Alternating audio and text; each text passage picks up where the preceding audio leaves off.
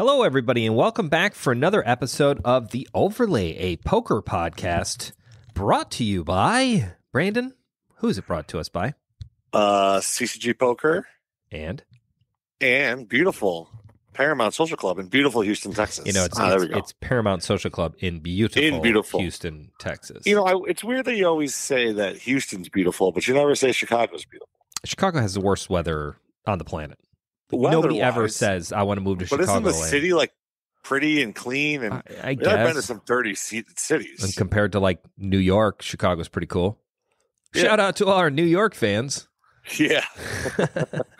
But is Houston like clean and nice? And like Houston's very much like Chicago's, for those of you who have not been able to go down to Paramount. Although we are going to start getting, now that like the pandemic's over or coming to a close, we want to schedule like a meetup game in Houston, which I think would be awesome.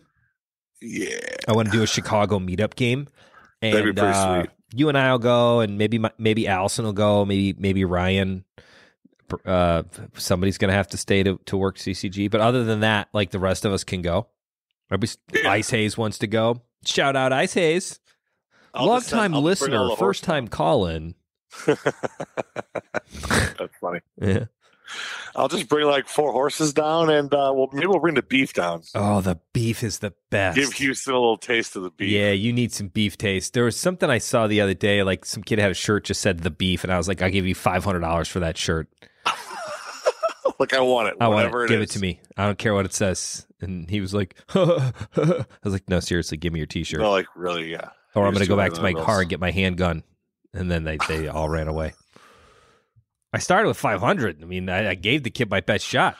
He was just like, what am I going to wear? I was like, not my problem, kid. Figure it out. This is the life on the streets when you're a PLO player. Hey-o, right into our episode 48, episode 48. 5 common beginner PLO mistakes. Right, Brando? Yes. Yeah, how many of these mistakes do you think you make? 4 the only one I don't do is my most favorite beginners PLO mistakes. So I don't know if we're just going to just like start ripping it in there, but my number one, maybe the only beginner PLO mistake that I do not make is players consistently in the beginning part of their PLO world, right? They overplay aces, big pocket pairs. They just overplay the shit out of them. Yep. You have dry aces. Like, I don't care. And that goes for aces, kings, and queens, basically. Yeah, it's just like they just get seriously overpaid. Ah, man, I had aces. It's PLO, man. Like that means shit. A pair of aces is literally. I will give you nada. I will give you whatever you want on the flop. Like, you can flop a set of aces. Great. Even still, I'm still gonna draw it. And if you're not flopping a set of aces and you're still pot, and 2 guys behind you are in, and then like the third guy's all like repopping you, like, come on. Get the hell out. You need to get out of that hand. If we're just jumping right into it, I feel like when I play Hold'em now, I underplay those pocket pairs because I've been playing PLO. 100%. I'm all, like all these. I was watching a stream the other day, and this guy's just like, he's just piling it in there with aces like Jack 9, 8, 4. Right. And I mean, it was Hold'em, and he had the best hand, and the person had a combo draw and hit and got there. But I was just like, man, they're just piling in there with one pair, and the announcers are like, oh, This is a snap all in, and blah, blah, blah. I'm just like, oh, this is just aces. But it's because of my PLO nature of just like being so sour. Don't overplay your hands. Like, it's more of the idea. I think this is the fastest we've ever got into an episode. It's like great, details. Because I want to talk about Vegas and Joey Ingram. And we can get we'll get to that at the end of the episode. So if you're only like a person who listens to the first 5 minutes of the episode, and then you jump out because you're like, they're just bullshitting, they don't actually talk about anything good. 1, we've already given you some great advice on your Pot Limit Omaha, so you're welcome. 2, Brandon will tell a Joey Ingram story at the end of this episode. So now we've hooked you not only into the episode, but staying until the end. I'm really getting into my podcasting like structure.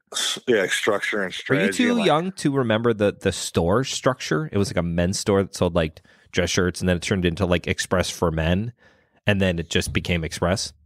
Oh yeah, no, I don't know anything about structure was the shit.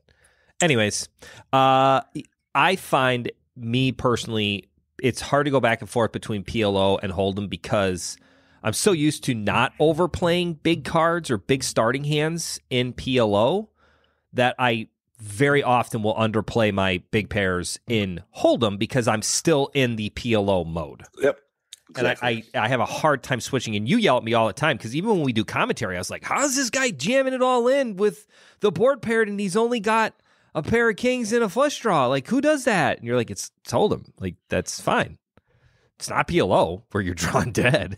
The guy's got, you got a full house. Okay, cool. Yeah, let's run it 4 times. Maybe I'll bang an ace. Man, maybe one time I'll get there, but even then I'm still losing. But yeah, I find that most beginning PLO players, all of their bad beat stories start with I had aces and I got stacked, or I stacked a guy off. You got stacked. Stirked a guy off. What is it called? No. Wow. Nobody wants to do that. Let's maybe cut that out.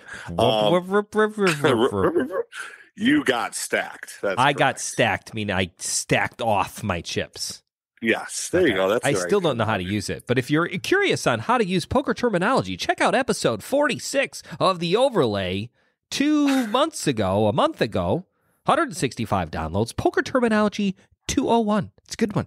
We don't even talk about stacking off because that's like beginner terminology, which I don't even know where that is. It's somewhere earlier in there. All right, just listen to all the episodes and let us know which one it is. Right, just start at 1. Get through 46, and we got you somewhere along. Oh, episode 1's kind of cool because you get to like hear about like the pandemic before it's really a pandemic, and Brad and I are like, don't worry, we'll be back in like a month. It'll be great. 6 weeks later. Yeah, longest 2 weeks to slow. Did you notice how I did the TikTok like French guy that does 6 months later? I did. It's great. I did. All right, let's let you do a legitimate, more like beginner mistakes that are kind of like more advanced. The more advanced beginner mistakes. Yeah, no, I mean obviously, like that's mistake it's number hard 1 for beginners because like we're gonna tell you to not overplay aces, kings, and queens, and then we're gonna lead right in and then say, but don't play pretty loose, don't play too loose pre-flop because that's a huge mistake. Right, and then so it's this fine line of like, you don't want to overplay your aces, but you don't want to play loose preflop. And basically what it comes down to, if we're going to say, constructing your preflop range, is the tighter you play preflop, the less trouble you're going to find yourself into. And it's going to be easier decisions overall. Like obviously, you have pros that play 25% of hands and they win, but it's because they know how to navigate through those every single board texture, every single situation. They've assigned ranges, they have a feel for what to do in all these different spots when you flop a pair, a gutter, and a 9 high flush draw.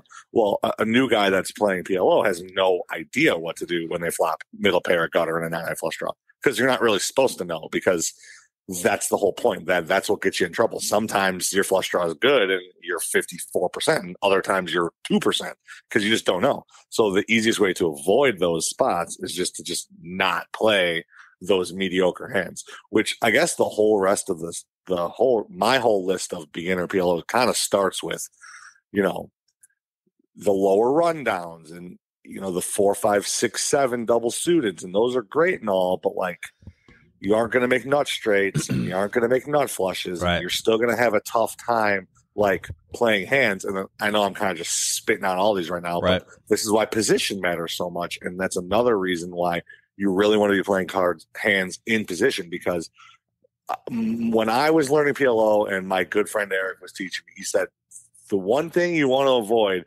is having mediocre hands out of position, where you flop something good enough to continue, but you're out of position and you just got to check, call, check, call, check, call. Check calling your way through PLO is exactly how you lose a whole lot of money. And again, one of two things happen. Either you win a small pot or you lose a big pot. Like it's never, you never win a big pot there. Endlessly owned, right? Because you're never going to have the nuts.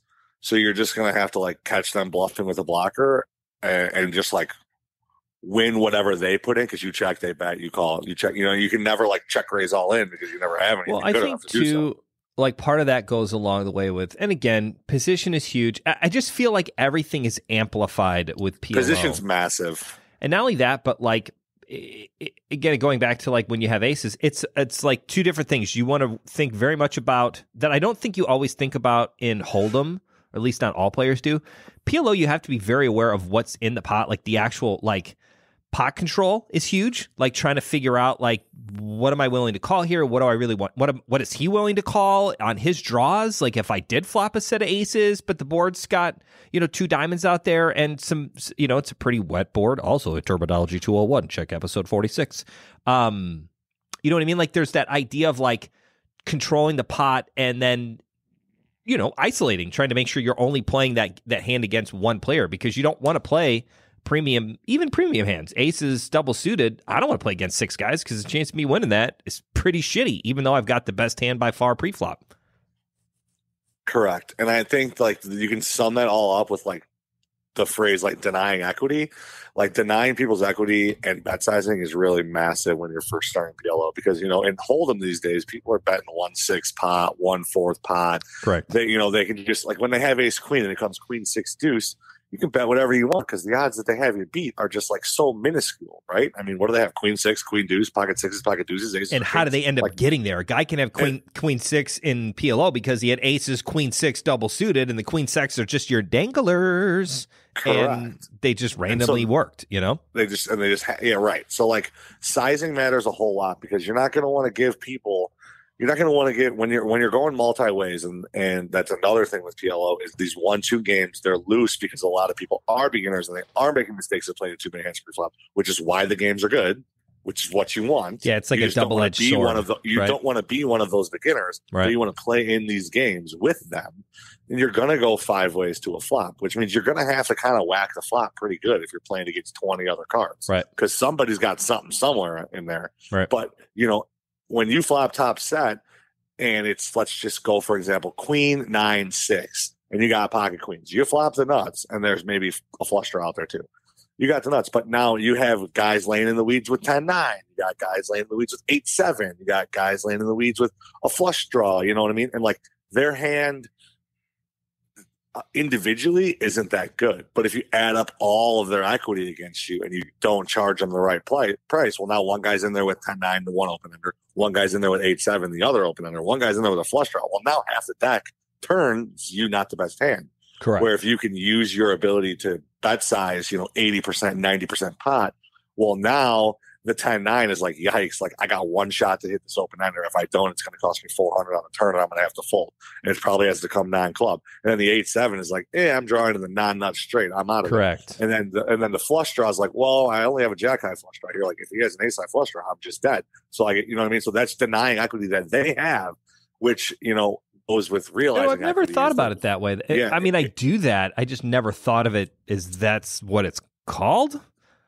Is that a... Yeah, I mean, it's the same thing when you need to realize your equity. Like, right, you don't want to lead with aces because you want to bet small, so they just flat call or they raise small so you can realize your equity. Because maybe you are 55% here with aces, but you just don't know, because if you pot and then they repot, you just have to fold. You want to like get to the river realizing your equity when you're in the reversal, but when you're in the when you're in the aggressive spot, you want to deny them. So denying equity and realizing equity are two really big concepts that you want to try to navigate through the flop, turn, and river.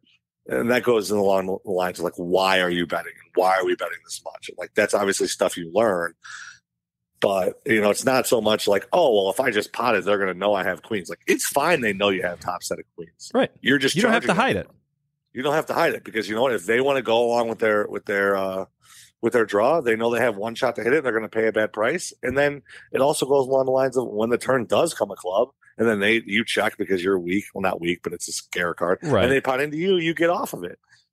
And again, that goes it's the other position. Right. It's the reversal of you can get owned, but it's the other guy, right? Like calling when you're looking for the board to pair or a flush to hit or a straight card to hit. It's not only do you have to think about, again, from the drawing side, this guy's going to be betting into you the whole time. And then what are the likelihood of you actually getting paid off if the hand, right? There's no implied odds at that point. Like you're just getting what's in the middle. You're never getting the guy to put it.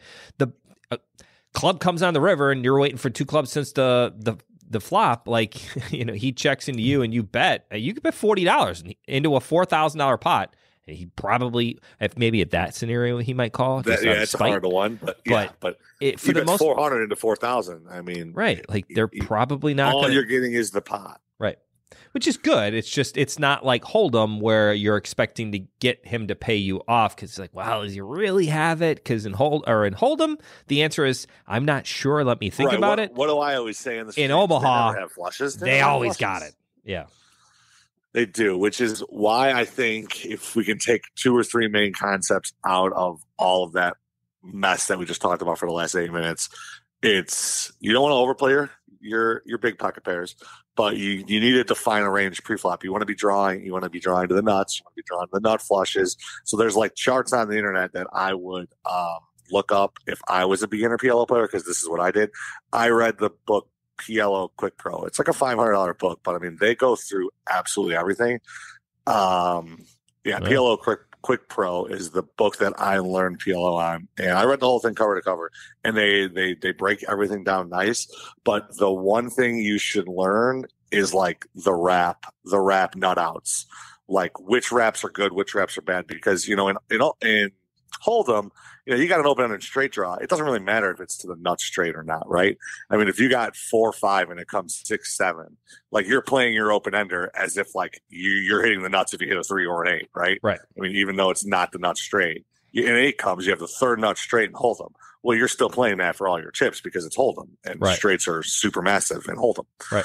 But like it goes the opposite way. I mean, if the board's 7, 6 and you got 5, 4, 3, sure, you're looking at it as like, I have 12 outs to make a straight. Sure, you have 12 outs to make a straight, but you have 3 outs to make the nut straight. Nut outs. And when you're playing, especially low limits and especially versus 5 or 6 hands, like you need to don't play it. The nuts. I mean, the answer should be don't play it. Right. You should not be playing that. Which then leads back to, well, if you're not playing 3, 4, 5, 6 on 7, 6 deuce, why are you ever playing 3, 4, 5, 6 in general? Right. Because all it's going to do is get you into trouble. And like when you're a beginner, like I'm trying to think about, well, I know why I justify playing 3, 4, 5, 6, because I like to play those in 3-bet and 4-bet pots when I know the guy has aces. Because now he's pretty much flipped over his hands that he has aces, and now I'm going to be playing the low cards. Just like I like my 2 pairs, I like my straights because he has a range that's way up in the upper register, and I'm playing low. But when you're a beginner, like don't even worry about that. Like don't get yourself in those situations. Like I've played X amount of millions of hands at the PLO. Like I can navigate through those fields decently well. Like what you need to be worrying about is playing Queen Jack 10-9 and having the flop come 8-7, where you got that wrap. Right. Not the lower stuff. So I think, trying to define a range where you're drawing to nut straights and higher flushes. It doesn't have to be nut flushes, but I mean, if you're chasing flushes, you're looking for king high, queen high flushes minimum. I'm never a big fan of a queen high flush or a king high flush. I'm just saying, like, if you're like Queen Jack 10-9 double suited and stuff like that, like, you're still going to be playing your flush draw when you flop flush draw. Either you're playing it as hands. Actual outs or blocker outs. Blockers. Right. So either way, it doesn't matter. Crazy. Like, those are additional. Like, you should be flopping 2 pair and a flush draw. Or correct. A wrap and a flush draw. Correct. Or 2 pair, an open ender, and a flush draw. Right. Like, when you're only playing. Like, that's when the sounds in your head go. Pew, pew, pew, pew, pew, pew, pew. Right. Where in Hold'em, again, you flop a queen high flush draw, you're playing that to hit your flush and be good and bet and make a whole bunch of money when you hit a queen high flush. When you have a queen high flush in Omaha, you should have other stuff with it, because that flush is kind of a backup plan / blockers / if it gets there, I'm not going to be too happy. I'm probably just going to check call the river. He bets the river. I'm just going to call. Like it's kind of it's bad when it gets there sometimes. So you should really only be playing nut flushes if you're going to be playing for the flush only. If you got my favorite, like one of my favorite hands in PLO is ace 10-9-8 or ace 9-8-7 with a suit or double suited. And, when you have ace 9-8-7 and nut clubs and it comes, king, queen, deuce with 2 clubs, I got nothing but a nut flush draw. That is the time I'm going to just play my hand for the flush and the flush only. Whereas when I have these other queen high and jack high, these smoother, these nice rundown PLO hands, if you flop nothing but a jack high flush draw, like I'm not playing that hand anymore. So nut flushes, nut straights, learn the wraps, learn which wraps are good, which ones you should be getting in on, because people just get in bad wraps, and that's one of the biggest mistakes. Is like, oh, I can make a straight if a 2, 3, 4, 7 comes. Cool. Well, it's only like the nuts when you if would it's hear 2 things cups. along the lines, and I'm not calling anybody out specifically. When you hear things like I have 3/4 wrap. 3/4 wrap. Yes, 3/4 wrap. One of those threes is to the nuts. But yeah. So I think also you need to realize bet sizing. I mean, I know I'm kind of just going through our five. I mean, bet sizing is massive. You don't really, you want to deny the equity. You don't want to let all of these weaker hands get in there when they combine equal 40% equity. If you can deny it and have one fish get in there and he's only got 14% equity, that's what you want. So the sizings are much more massive. And then going along with sizings, size, if you're going to use blockers and bluff, I know that's a little advanced, but I mean, everybody knows blockers these days. You got to size it like you have it, like you always say, like, oh, I never really, you got to tell the story the whole way through. If you're going to use the ace high blocker, you got to bet the flop when the flop comes to flush draw and you have the naked ace of clubs and it's 2 clubs. Can't wait to the river to try to make up a story. Can't wait till the river to tell the story that you have the nut flush. Because no, you need to tell that you have the nut flush draw on the flop, you hit the nut flush draw on the turn, and now you're pounding the river. Not just like, ooh, they were weak and we all checked through the flop, and then the flush came to the turn and we checked again on the turn. And now the clubs come in, and I know the guy doesn't have the nuts. I'm just going to, it doesn't work like that. Yeah. So tell your story the whole way through if you're gonna use your block. If you're going to bluff, yeah. Make sure you tell the story from the beginning. Don't just throw up on the table on the river and pot it. Because the story doesn't make sense. Big proponent of just vomiting chips on the table and hope to see what happens. Sometimes I win, though, and it's great. Sometimes people believe those stories. Not always, but sometimes. But yeah, I mean, like small blind and big blind, you should be playing like 10% of hands. 10, like, you know what I mean? Like just don't play those hands from small blind and big blind. You're going to be out of position against the whole entire table, and you're going to flop something mediocre. Like even if you flop 2 pair and a jack high flush draw, like it's not so great. Right. When you got jack 6-4 deuce and it comes jack 6-3, and you're like, oh, I got a gutter ball and top 2 pair and a flush draw. This is great. It might be great now, but there's sets, there's higher flush draws, there's all kinds of stuff, and the easiest way to avoid all those situations is just folding. Let's switch it up a little bit. Let's think about the idea as a beginner who's nervous about getting into hold Omaha,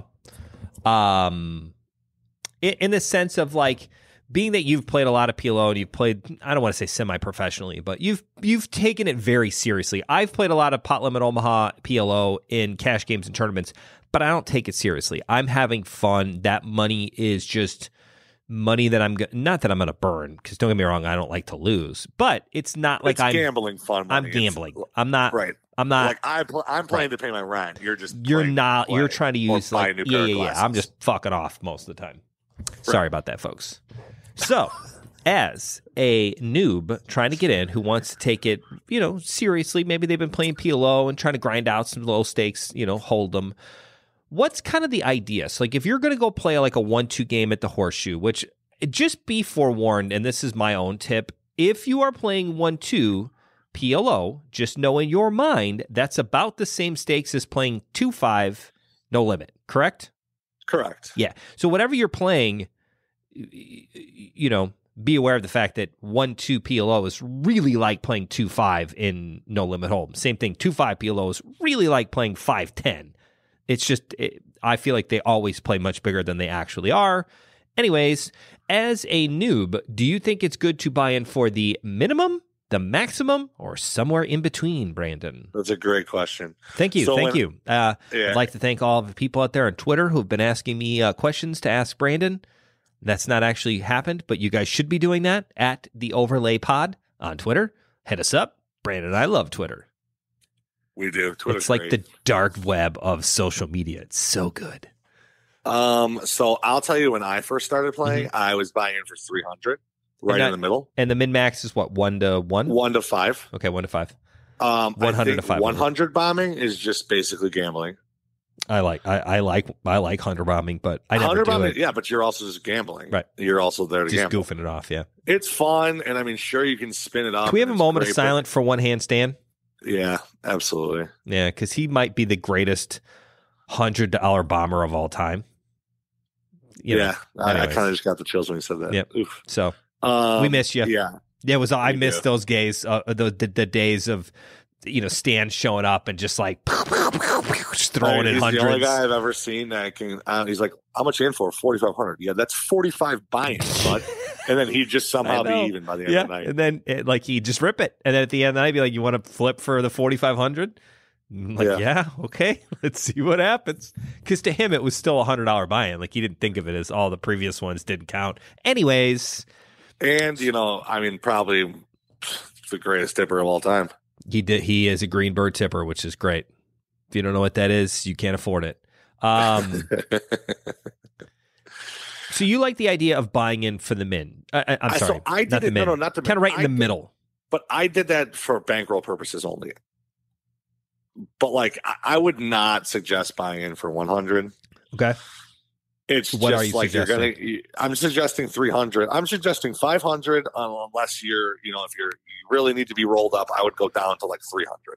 300, what I would say is like the minimum that you should be buying in for. So a little bit more than half of whatever the min max is. Yeah. The problem is. So I'm trying to make it if the guy's playing 50-cent dollar or whatever the case may be. You don't really want to be in for the minimum. You don't want to put all of that money into play to start off as you're kind of learning the game if you only got used to it. $2,500, you only say you got $3,000. Right. I mean that's six max bullets. Right. That's 30 minimum bullets.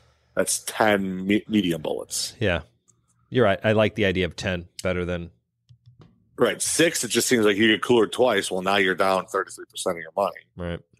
And 100 bombing. The problem. Then you start playing a little scared. You play a little different. I try to. That's my biggest flaw, just in cash game in general. And you can't move down because it doesn't get any lower than 1-2 when you're live. So if you're going to tiptoe around, I would say 200 to 400, 500 would be obviously preferred. But like if you're trying to save on the bankroll, you can still play some decent PLO with 300. Yeah.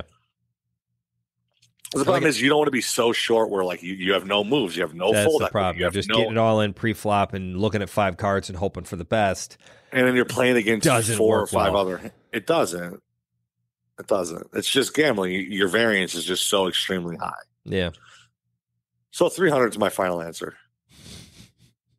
That's what I did. And then I remember I would bring $1,000. That's 3 bullets of 300, and then you have $100 to top up somewhere along the lines. If my first that was going to be kind of my first question. If you bought in for that $300 mark and you kind of lost a couple of pots, maybe one pot, and you're down to like half stack, you're at about 150. Do you top off a little bit? Do you try to like play tighter and find a spot and get that 150 in? Or I'm always worried that if I don't have enough chips in front of me, that I'm going to miss out on the opportunity to win more money in a big pot when I have a big hand. Where, I don't know if that's a great idea or not. It's just it is. I mean, I'm all, like these days. I'm just auto topping up, and if I got down to 400, I'm adding $100 chip right now. But like, when you're, again, this is just, bankroll management kind of, Hey, have we ever done an episode on bankroll management? We have. Very early, actually. It's one of our most popular. Go ahead. I'm going to look it up. If they just watch all 1 through 46, it's going to be covered in there somewhere. Episode 9. Bankroll management, variance, and downswings. These are all things that we talk about in there. And this is kind of how it applies to PLO. It does. Because PLO is it was funny. I was trying to think of an analogy for people that have never played PLO but are regular Hold'em players and be like, how different can it be? Like, it's not that different, right? And I've got a really good analogy. You ready? Okay, let's hear it. It's not that different. It's not, but it is. Okay, you ready? Here we go. No Limit Hold'em is like NASCAR, right? You're going 200 and something miles an hour. It's a race. It's dangerous. You screw up, things can go really bad really fast, right? NASCAR, Hold'em. PLO, also racing. Also, you're going extremely fast, but PLO is more like an IndyCar race, right? Now, the difference between those two things are what? NASCAR, you're basically going around in a circle. There's not a lot of changes. It's pretty much, we all know what's going to happen. You're turning left, you turn left, you turn left, you turn left, you turn left, you pit. You turn left, you turn left, you turn left. Indy, there's hairpin turns, there's like U-turns, there's like swing arounds. I mean, there's all kinds of shit going on. It's completely different in the realm of like your options. Does that make sense? It does. So PLO is like IndyCar racing in Monte Carlo, and Hold'em is like Talladega Nights. Yeah, no, it's great because they're both the same game. You're it's both the same racing. game. You're both in cars. It's just correct. And you would think it can't be that different, but again, in one versus the other, just the options of the driver, the player's choices, they're just so different in PLO. There's just so much more going on. It gets difficult, and it's so fun when you get two really good players. And I feel like this happens, and I always find it really funny. I've never been in this situation, but I like when you get two really good players and they're both kind of out thinking and outplaying the other one. And then they get to the river and it's like, what do you got? I missed. I missed too? Like they were both trying to outplay the other guy. And then as it turns out, like one of them's like, well, I got queen high. Yeah, that's good. And then like, that's what wins the hand because they were trying so hard to outplay one another. That I think is a possibility in Omaha that really never happens in Hold'em. Does that make sense? No, it does. Yeah. Like a John Song and like Nick A, just like leveling each other. I'm not. I was thinking more like Paul Johnson. Paul's like I like Paul, but I feel like he occasionally comes up with these like wild ass plays where you're just like, wow, Paul, didn't know you had that in you. John Song is like the drunken master of PLO. He's just great. Yeah, he just runs you over and you have no idea where did that guy come from. He just doesn't care. Right. And it's like, oh wow. Now I feel like I'm on the crosswalk at an IndyCar race. I'm not even in the same car. Like, I'm walking the track on the river. Yeah. John Song's just like, I got the nuts. I got the nuts. Where the previous 7 times where did you show you up had from? Jack High. Yeah. Where'd you come from? John? He's great.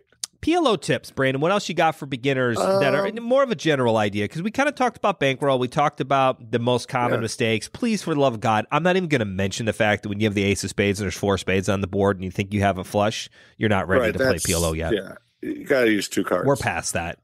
We know how to play the game. We're just not quite sure.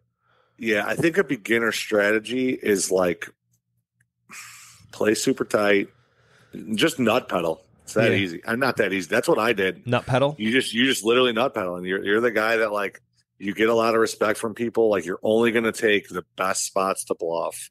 You're going to play hands in position and you're just going to show up with the nuts. Because let me tell you, you play good enough hands and you sit there and wait, you're going to flop some pretty sick stuff eventually. And that kind of goes back to the idea of get it in. Right. Telling your bluff story from the beginning. If you do have aces double suited, or aces single suited, right? Let's say you've got, ace of clubs and a 6 of spades, whatever, and the other 2 are diamonds. And the flop comes out 2 clubs where you've got that nut ace flush draw.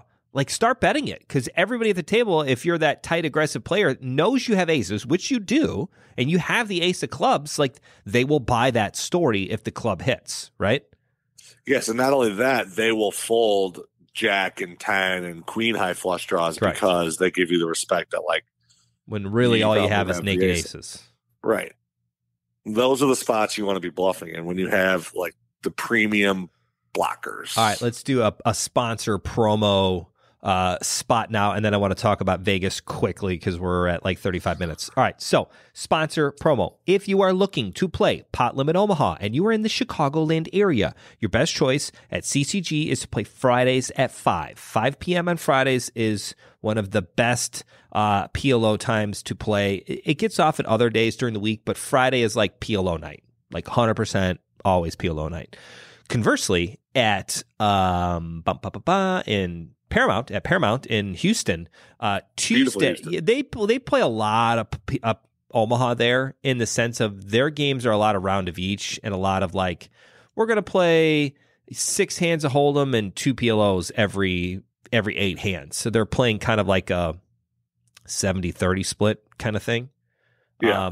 So they do a lot more. So cash games, but Tuesday nights there's an ROE tournament, round of each tournament, at Paramount on Tuesday nights at 7, which always gets great PLO action afterwards. Plus it's a tournament, which I think as a pretty good PLO tournament player, I love Omaha tournaments because you get the cash game guys that don't take it as seriously or they're not quite, you know what I mean? Like it's like another part of tournament poker that's completely unsolved, which I think is fantastic. And you can really do a lot of damage if you take your time, play aggressively. Even in the beginner mindset, I feel like you can get a lot done there, which is great. So PLO tournaments are the shit. I am a huge fan. I agree. That's my two promos. Never. Oh, I've had success in the HPTs, but those are small $200 buy-ins. I've never had actual success in the 600s or whatever. Oh, like you. Yeah. Can't believe I lost to Manoli. Damn it. I know. Hey, Manoli. So, PLO you have story. everything. I have nothing. That was great. Fuck you. I'm still going to win. You're going to have to beat me. I can't help it. I want that ring. I want to walk around with my WSOP ring and show people all the time. But it didn't happen. He beat me. He beat me. Pay that man his money. It's great. He beat me. Damn it. He did. I'm still a little bitter about that. And then I had to sit at home for like 14 months by myself during quarantine because it happened right before the pandemic. I just had to sit on it. I could have won a WSOP event. I could have been the last WSOP Omaha winner of 2020. Could have been like the only guy. Didn't happen. Right. You'd still be like defending champion everywhere. Mm-hmm. Yes, like that would be awesome. Can't believe that's actually Manoli. Anyways, now he's playing the Action Jackson tournament on Sunday nights.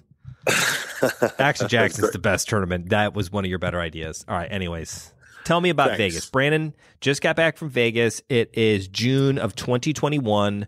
You went at the end of May or beginning of June? End of May, right? Yes. Whatever. Same time. Well, yeah, we came home June 1st. But Tell us about it. You got 10 minutes. That's it. Go. Oh, 10 minutes. This is going to take 3 minutes. Okay. Well, I'd like it to last at least 5 minutes. So try to stretch it out a little bit. Okay. Nobody's ever said that to you ever. Yeah. Okay. Anyways, Vegas was like 100% open. So in terms of pandemic, there's no plexiglass, 9-handed, 10% of people wearing masks, really chill atmosphere. They had a win. I stayed at the Wynn, played. Now, is that the first time that you've stayed at the Wynn, or the first time stay at the Wynn? Yeah. Okay. We stayed at the Wynn over. We usually stay at the Aria, but the Aria was 500 max, and the Wynn is a 1K max. We kind of like the bigger game. The Aria game the last time was just like playing too small. Yeah. People were like running. Everyone's getting in $120 and like running it twice.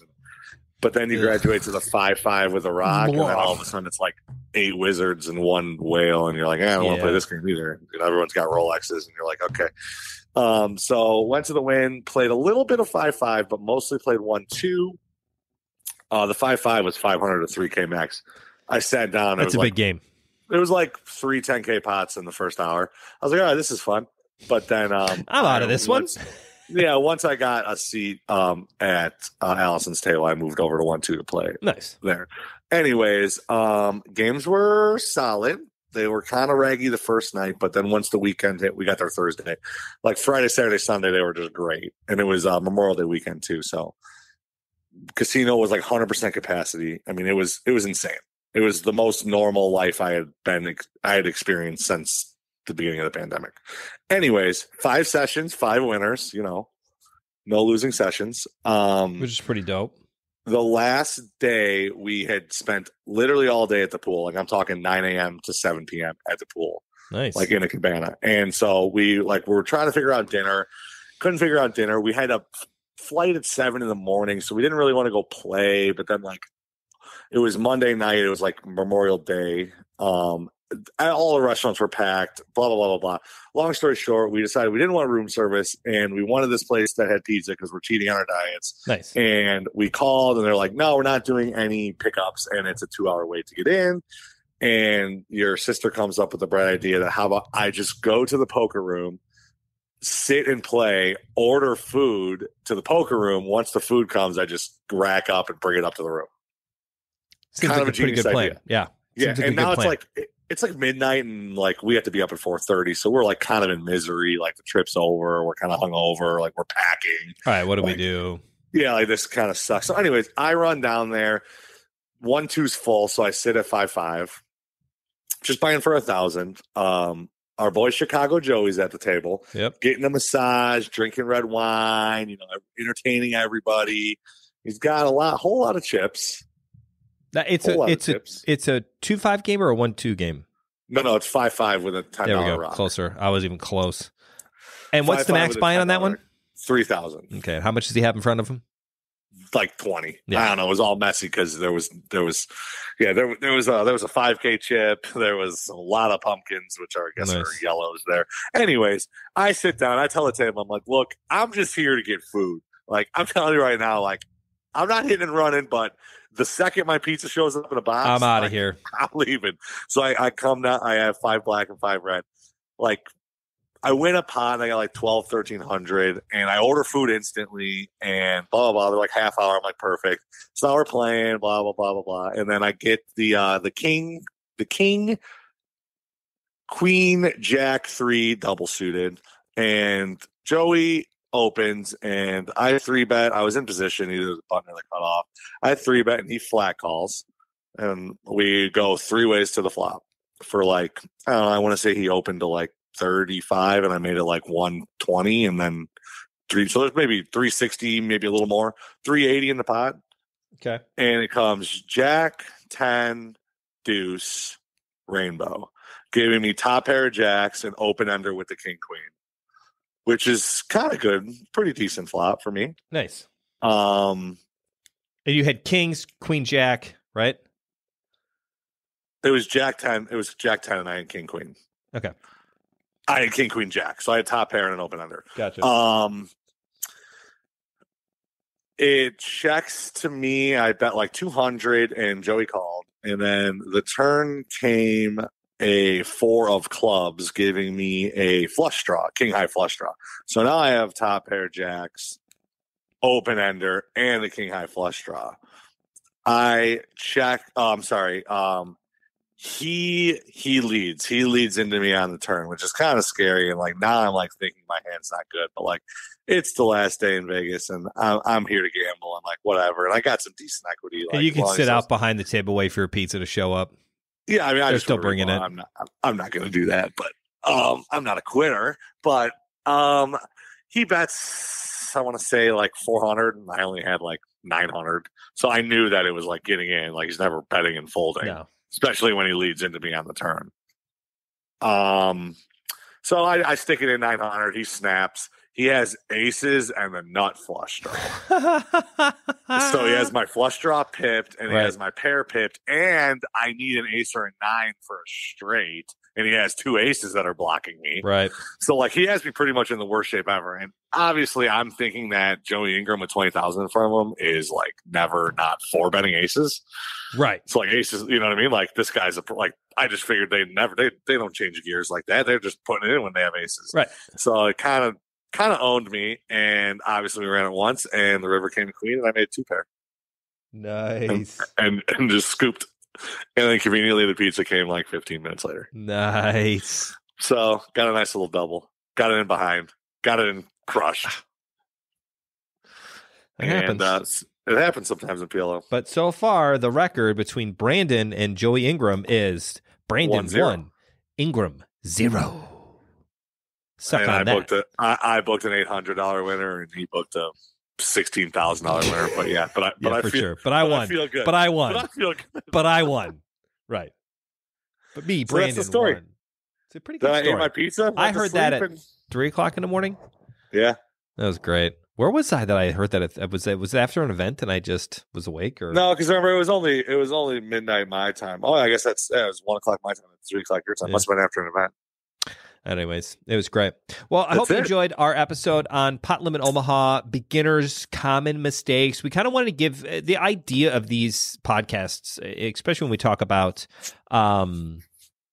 Pot Limit Omaha in general, is to give people a way to come in, because once you play PLO, like it really is a better game than Hold'em. I love Omaha so much more than playing Hold'em. And once you go and you find a little bit of success and you get into the game, like it's just exponentially better. It's just more fun.